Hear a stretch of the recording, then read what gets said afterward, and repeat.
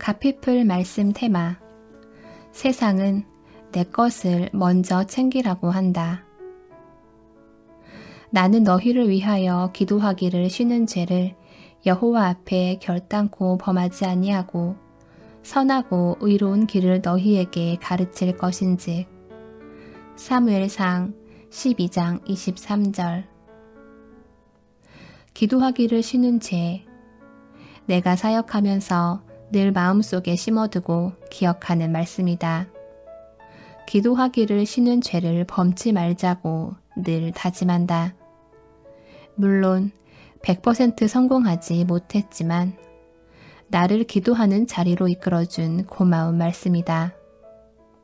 사무엘은 하나님 앞에 충성된 기도자였다. 항상 이스라엘 백성들을 위해 기도하는 자로, 그들의 도구자로 주님 앞에 충성을 다했다. 그래서 성경은 말하기를 그의 기도가 하나도 땅에 떨어지지 않았다고 한다. 사무엘이 자라매 여호와께서 그와 함께 계셔서 그의 말이 하나도 땅에 떨어지지 않게 하시니. 사무엘상 3장 19절. 그는 엄마 한나의 인내와 기도로 어린 시절부터 주님 앞에 드려져 자랐다. 나이 많은 엘리 제사장이 한 번도 들어보지 못한 하나님의 음성도 어릴 때부터 들었다. 그리고 평생 주님의 백성들을 위해 기도하기를 쉬는 죄를 범치 않았다. 그런 그와 하나님께서는 평생 함께 하셨다. 그가 구하고 기도하는 모든 것을 응답하셨고 그에게 하나님의 뜻을 보이셨다. 그는 자신을 위해 기도하는 자가 아니었다. 늘 우선순위가 그의 나라와 그의 의였다. 하나님의 뜻이 그분의 백성들에게 이루어지도록, 하나님의 백성들이 그분의 길로 가도록 기도를 쉬지 않았다. 그렇기에 하나님께서는 그에게 모든 것을 응답하시며 그를 백성들 위에 세우셨다. 그는 예수님 말씀처럼 먼저 그의 나라와 의를 구할 때 모든 것을 더하시는 하나님의 뜻을 그대로 살아낸 자였다. 나도 이런 경험을 여러 번 했다. 하나님의 뜻을 먼저 구할 때, 내게 맡기신 영혼들을 위해 먼저 기도할 때, 내 삶을 내 생각보다 더 살뜰히 챙겨주시는 하나님을 경험했다. 결혼 날짜를 잡기 전이었다. 지하만 본당으로 쓰던 교회가 2, 3층까지 확장하기로 하면서 건축 헌금을 작정하던 시기였다. 나는 불안정한 프리랜서 연기자의 삶을 살았기에 모아둔 재정이 거의 없었다. 하지만 광고 촬영으로 받을 약간의 재정이 있어서 모두 헌금하기로 작정했다. 남편도 제법 큰 금액을 작정했다. 그 이후 남편이 주님으로부터 결혼에 대한 확신과 응답을 받으며 갑자기 결혼 준비를 하게 되었다. 문제는 결혼 자금이었다. 그나마 있던 재정을 모두 헌금하기로 작정했던 터라 계획대로 드리면 결혼 준비를 할 수 없었다. 우리는 결혼 자금을 우선 쓰고 다음에 헌금을 할지, 계획했던 대로 먼저 건축 헌금을 드려야 할지 잠시 고민했다. 그리고 기도했다. 가정을 먼저 세우고 그 다음에 하나님의 교회를 세울 수는 없었다. 먼저 그의 나라와 의를 구하자는데 둘의 마음이 모아져서 건축 헌금을 먼저 드렸다. 그런데 신기하게도 결혼 준비는 큰 어려움 없이 할 수 있었다. 양문형 냉장고를 포기하고 비싼 가구들 대신 가성비 좋은 가구를 선택하면 되었다. 치과 의사인 외삼촌이 제법 큰 돈을 가전제품 사는 데 보태라며 미리 보내주신 것이 큰 도움이 되었다. 하나님께서 삼촌의 마음을 여신 거라고 난 믿는다. 또 교회 지체들이 결혼식을 힘껏 도와주었다. 우리는 교회 본당에서 결혼식을 하는 1호 커플이었다. 목사님께서 우리의 결혼식을 위해 천장에 설치하는 카메라로 바꿔주셨고, 한 형제는 나무를 깎아서 버진 로드를 꾸밀 기둥을 세워주었고, 자매들은 시장에 가서 장을 봐 결혼식장을 아름답게 꾸며주었다. 사실 난 결혼식 전에 버스를 타고 가다가 교통사고가 나서 3주간 병원에 입원해 있었다. 결과적으로 결혼 준비로 스트레스를 받지 않고 병원에서 진료를 받으며 푹 쉴 수 있었다.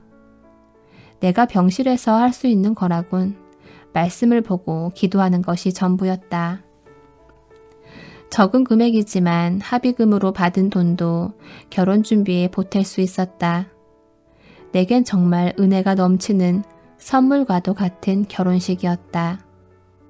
그 어떤 화려한 호텔에서 하는 것보다 더 아름다운, 사랑하는 주님과 영적 가족들의 축복 속에서 함께한 감사한 예식이었다.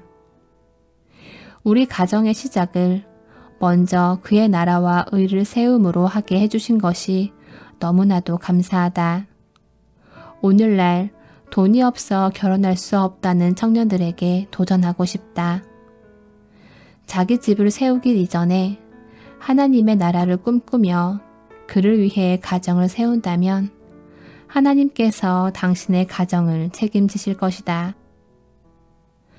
돈이 준비되어야 결혼하는 것이 아니라 먼저 그의 나라와 의를 구하는 가정으로서 두 사람의 중심이 준비되어야 결혼하는 것이 맞다. 마태복음 6장 33절 말씀에서 보듯 우리의 할 일은 먼저 그의 나라와 의를 구하는 것이다. 그리하면 이 모든 것을 너희에게 더하시리라는 하반절 말씀은 하나님께서 생각하실 일이다. 하반절을 조건으로 여긴다면 이는 먼저 하나님의 뜻을 구하는 것이 아니다. 마음속에 내 것을 먼저 받고 싶은 우선순위가 있기 때문이다. 하나님께서는 우리의 중심을 정확하게 하신다. 따라서 우리 마음의 우선순위를 돌아보고 잘 관리해야 한다. 나 중심이 아니라 하나님이 중심이 되도록. 세상은 내 것을 먼저 챙기라고, 자신에게 집중하라고 가르친다. 하지만 그것은 마귀와 죄된 정욕이 가르치는 삶의 방법이다. 주님의 방법은 다르다. 그러니 기도에 있어서도 당연히 이런 자세를 배워야 한다. 그것이 바로 도구이고 중보이다. 나는 하루 평균 1시간은 꼭 기도하는데 그중 절반 이상은 도구이자 중보기도이다. 어떤 날은 1시간을 모두 중보로 내어드릴 때도 많다. 미처 내 기도를 하지 못했어도 주님은 다 아시고 내 삶을 돌보신다. 내가 염려하고 구하는 것보다 오히려 더 잘 돌봐주신다. 더구나 다른 영혼들을 위해 기도할 때, 공동체와 나라와 민족을 위해 기도할 때 하나님의 마음을 많이 느낀다. 예전에 나만을 위해 주님과 교제하던 때와는 깊이와 넓이가 사뭇 다르다. 어린아이에게 부모가 한없는 사랑을 쏟아붓지만 그 아이와 삶을 공유하고 상의할 수는 없는 것과 같다고나 할까. 그러다가 아이가 점점 자라 성인이 되면 부모의 마음을 조금씩 헤아려 준다. 결혼을 하고 부모가 되면 더더욱 그럴 것이다. 하나님과의 관계도 그렇다. 주님께서는 우리 모두를 너무나 사랑하시지만 그저 사랑을 쏟아 부어야 하는 대상이 있는가 하면 하나님 나라의 일과 그분의 뜻을 놓고 함께 상의하고 함께 울고 함께 기뻐하는 동역자도 있다. 이처럼 아버지께서는 우리가 자라나길 원하신다. 생각해보라. 당신의 자녀가 성인이 되어도 여전히 아기처럼 사랑만 달라고 조르며 속사람이 자라나지 않는다면 근심이 되지 않겠는가?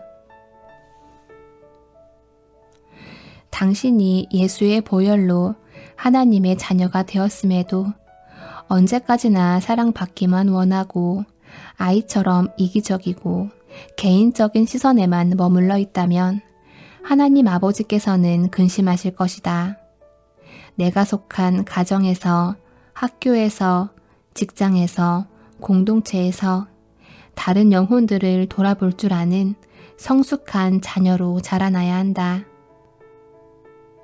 나아가 나라와 민족과 열방을 위해서도 눈물로 기도할 수 있다면 비록 이 땅에 발을 딛고 살지만 하늘의 하나님과 함께 동역하는 영광스러운 삶을 살 수 있다.